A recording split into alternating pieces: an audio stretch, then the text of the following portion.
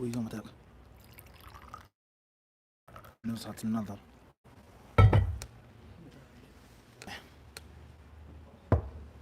بسم الله الرحمن الرحيم.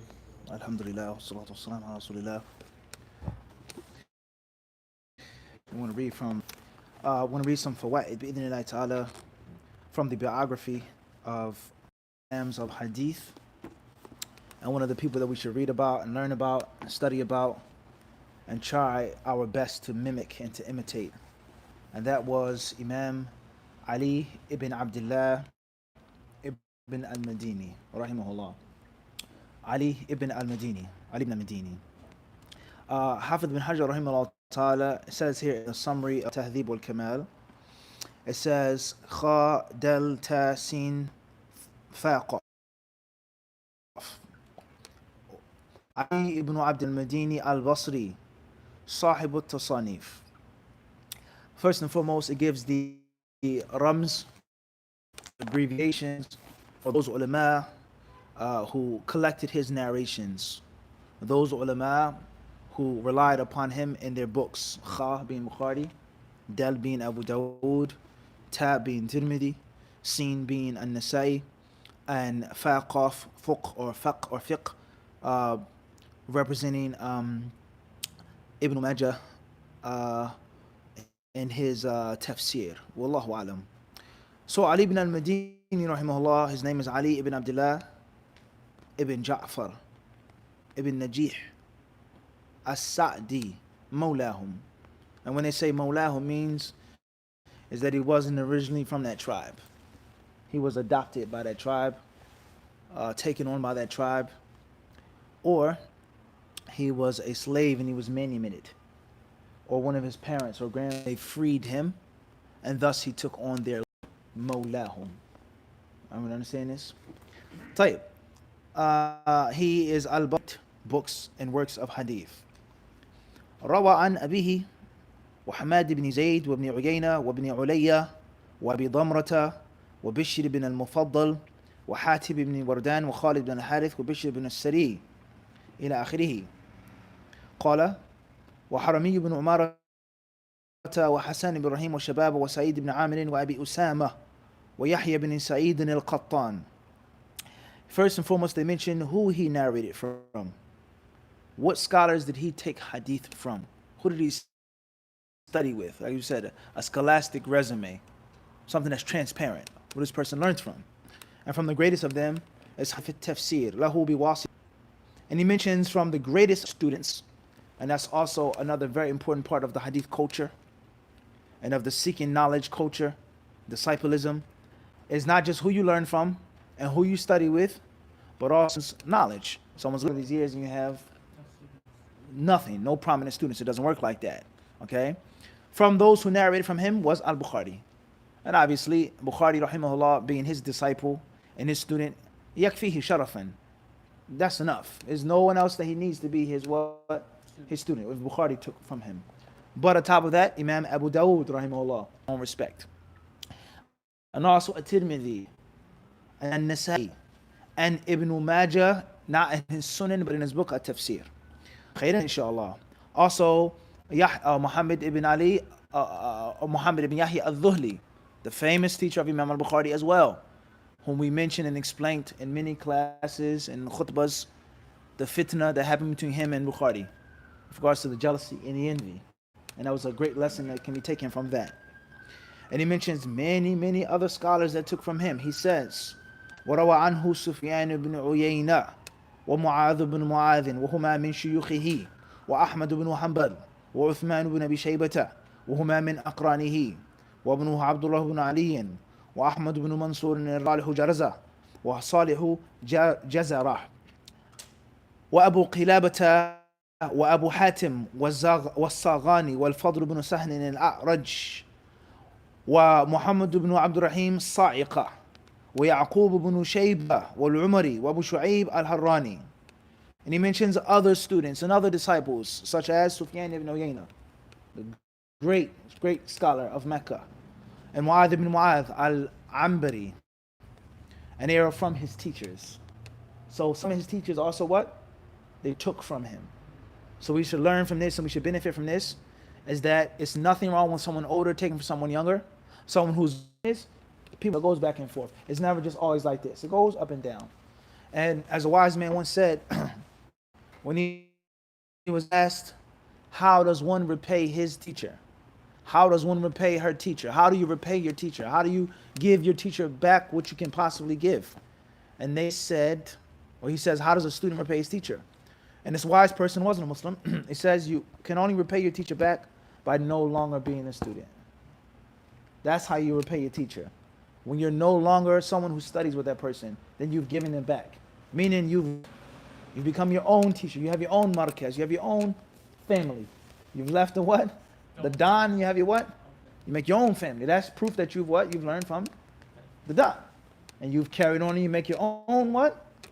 Operation. You have your own territory. You're not being under him for the rest of your life. Tayyib. Also from from those who studied with him was Ahmad ibn Hanbal, Imam Ahmad, Qalas. Uthman ibn Abi Shaybah. And they were from his aqran, they were contemporaries. And it should go to show us is that you learn from those who are similar to you in age. Those who are in your class, you also learn from them. And there shouldn't be no jealousy and no envy. And I can't take from you because we're in the same class. As some of the ulama of the past would say, such as Waki ibn al-Jarrah and others, لا يمر الرجل في هذا الشأن حتى يأخذ عمن هو فوقه وعمن هو مثله وعمن هو دونه أو كما قال.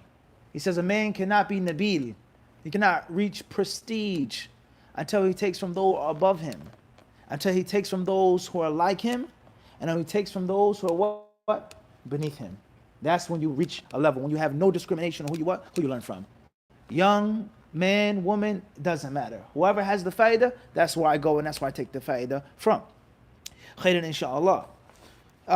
After he mentions more of his shuyukh, he says, قال أبو حاتم الرازي كان علي علما في الناس of this ummah. He said that Ali ibn al-Madini rahimahullah, he was a alim. He was a milestone. He was a flag post. He was a landmark, a lighthouse when it came to knowing hadith. And when it came to knowing the defective narrations which appeared to be authentic, the ilal. So much so that Imam Ahmad never called him by his first name. Imam Ahmad had too much awe of him, too much respect for him, that he would only call him Abu al-Hasan, by his kunya. And he would never call him by his first name. وَقَالُ ابْنُ عُيَيْنَةَ إِنِّي Sufyan ibn Uyayna, we all know who he was. He said, the people blame me and they speak about me and they talk about me because I loved Ali ibn al-Madini so much. He says, people don't know that I learned from him more than he learned from me. And Sufyan ibn Uyayna was his what? Was his teacher. وقال أحمد بن سنان كان ابن عيينة يسمي علي بن المديني حية الوادي وإذا استثبت سفيان أو سئل عن شيء يقول لو كان حية الوادي. Ahmad ibn Sinan, he said that Sufyan ibn Uyayna used to call Ali ibn al-Madini the snake of the valley. Hayyatul Wadi, the viper of the valley. The grand, the what? We would say what? The proper English translation would be what? The king cobra. You understand this? Hayyatul Wadi, the snake of the valley. The what? The king cobra. And whenever Sufyan ibn Uyayna, إِذَا اسْتُثْبِتَ, when someone asked him for something or to recollect or it was some way in which he needed something, he says, "Lo kana hayyatul wadi." He says, if the king cobra was only here, meaning for what he would take care of it and not me. He says, وقال محمد بن قدامة الجوهري سمعت بن عيينة يقول لولا علي بن المديني ما جلست. Muhammad ibn Qudama al-Jawhari, he said, if it wasn't for Ali ibn al-Madini being a teacher, I would have never sat down. I wouldn't be sitting and studying hadith. وقال ابن زنجلة كنا عند ابن عيينة وعنده رؤساء أصحاب الحديث فقال الرجل الذي روينا عنه 4 أحاديث الذي يحدث عن الصحابة فقال علي بن المديني زياد بن علاقة فقال ابن عيينة زياد بن علاقة وقال حفص بن محبوب المحبوبي كنا عند ابن عيينة فقال ابن المديني فقام سفيان وقال إذا قامت الخيل لم. He mentions more narrations about the praise of the ulama, and from them is what Hafs ibn Mahmud and Ibn al-Madini stood up. And all of a sudden, Sufyan ibn Uyayna stood up and left. All right? As if he was asked. He says, إِذَا قَامَتِ الْخَيْلِ. He says, when the steeds leave, the racehorses leave, we don't sit with the with the infantry, with the normal walkers. There's no need for us to sit because the horses have left. The thoroughbreds are no longer sitting down. وقال عبد الرحمن بن مهدي علي بن المديني أعلم الناس بحديث رسول الله صلى الله عليه وآله وسلم وخاصة بحديث ابن عيينة. وقال عباس العمري كان يحيى بن سعيد يقول إني كلما قلت لا أحادث إلى كذا علي ونحن نستفيد من علي أكثر مما يستفيد منا. Everyone knows about Bukhari's book, Bukhari. But where did Bukhari study from and where did he learn from?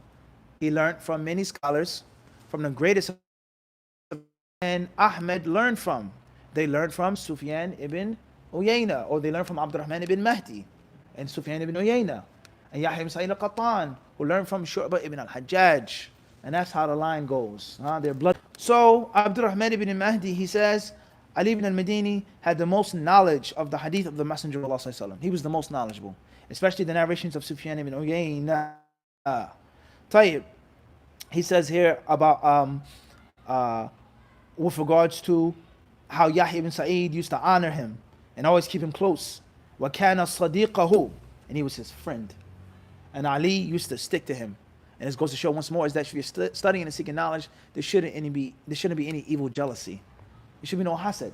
If you're above him, you have a better voice than him, there shouldn't be, what's the issue? Shouldn't be none of this. We should never be crabs studying and learning. خير إن شاء الله. وقال أبو قدامة السرخسي سمعت علي بن المديني يقول رأيت فيما يرى النائم كأن الثريا تدلت حتى تناولتها. قال أبو قدامة فصدق. Abu Qudama al-Sarkhasi rahimahullah, he says, I heard Ali ibn al-Madini saying, I had a dream. Listen carefully. He says, I had a dream.